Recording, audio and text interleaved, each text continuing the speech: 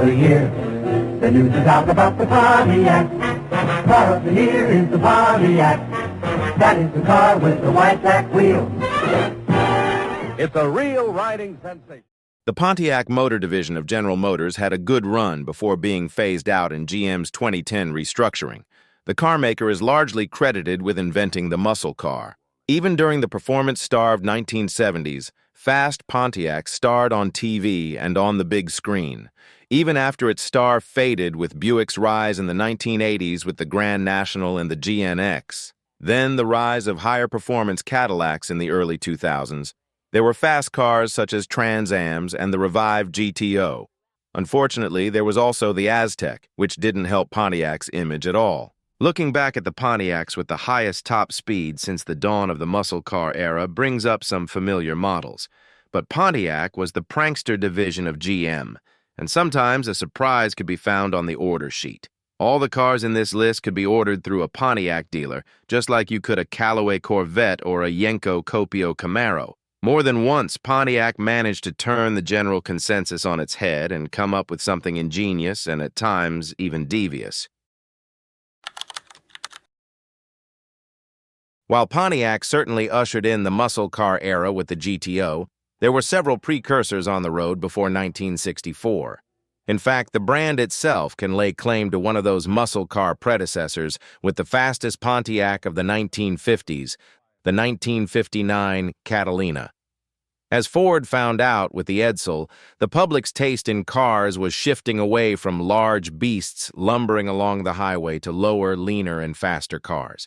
Ford zigged with the Edsel, but Pontiac zagged and introduced a 1959 lineup that included a series of lower-profile cars with the wheels set further apart in what was called a wide-track stance.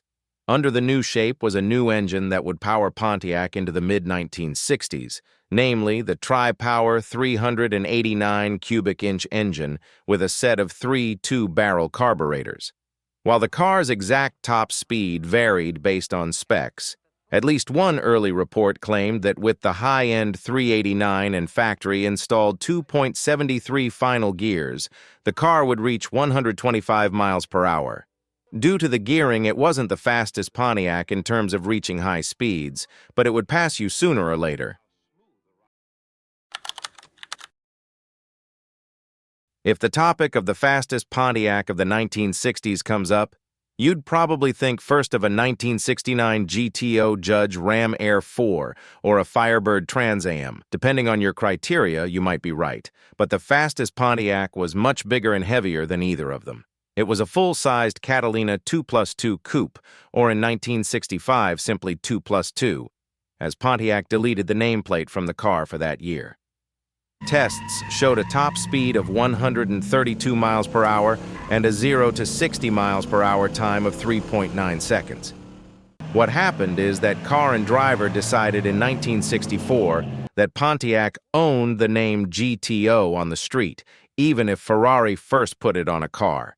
In 1965, the magazine pitted the 2+2 against a Ferrari 330 GT 2+2. However, the vehicle the company sent to the magazine was no ordinary car. Famed tuner Royal Pontiac sent one that had been prepared, as the magazine put it, though no mention was made as to what had been done to the Tri-Power 421 cubic-inch engine. Pontiac did not allow this engine to go into the GTO, however.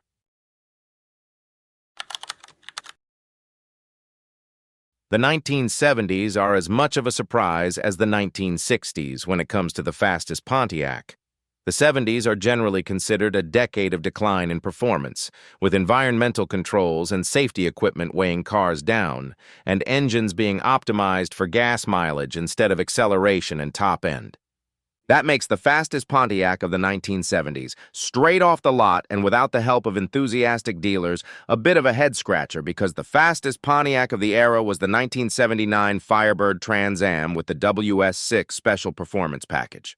Car and driver clocked it at 132 miles per hour at 5,400 RPM, or a bit over its 5,000 RPM red line. The WS6 was the swan song for Pontiac's 400 cubic-inch V8. Most Firebirds with a 6.6-liter engine ended up with the Oldsmobile 403 cubic-inch version instead. The WS6 also got four-wheel disc brakes, which, at a 70 to 0 miles per hour distance of 179 feet, also made it the fastest stopping of the fastest Pontiacs up to that point. If Pontiac and its dealers were capable of surprises, the 1980s showed that the company could go to even greater lengths to produce a very fast car. While Chevrolet was working with Callaway to produce the fastest C4 Corvettes, and Ford began working with Steve Saleen to improve the Mustang, Pontiac went to Knudsen Automotive of Omaha, Nebraska, to create a 200 miles per hour Ferrari beater called the Tosion. Knudsen, which had made a retro-styled car called the Baroque based on a GM frame, worked on the body. A prototype of the car included an 800-horsepower engine that was recorded at over 200 miles per hour, and with that engine available as an option, the Pontiac became the first car you could order from the dealer to reach 200 miles per hour since the Dodge Charger Daytona. The next street car to achieve this would be the Ferrari F40 in 1987. Production cars would come with 5.0 and 5.7-liter engines, though these could be ordered with a supercharger. The Tosion was available from Pontiac from 1985 to 1991. Fewer than 155 were sold, and none with the high-output engine.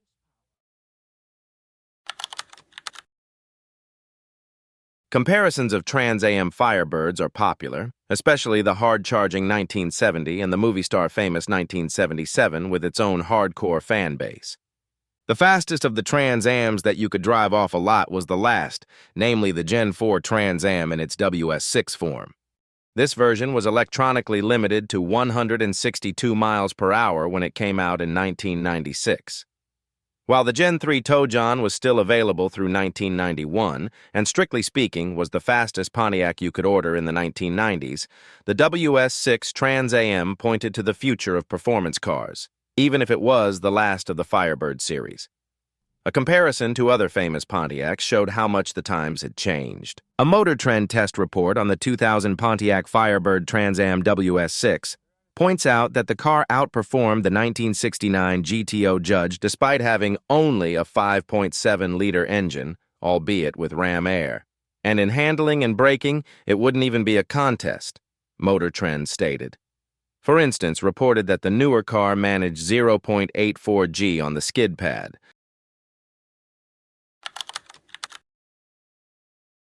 Pontiac's swan song was a GTO.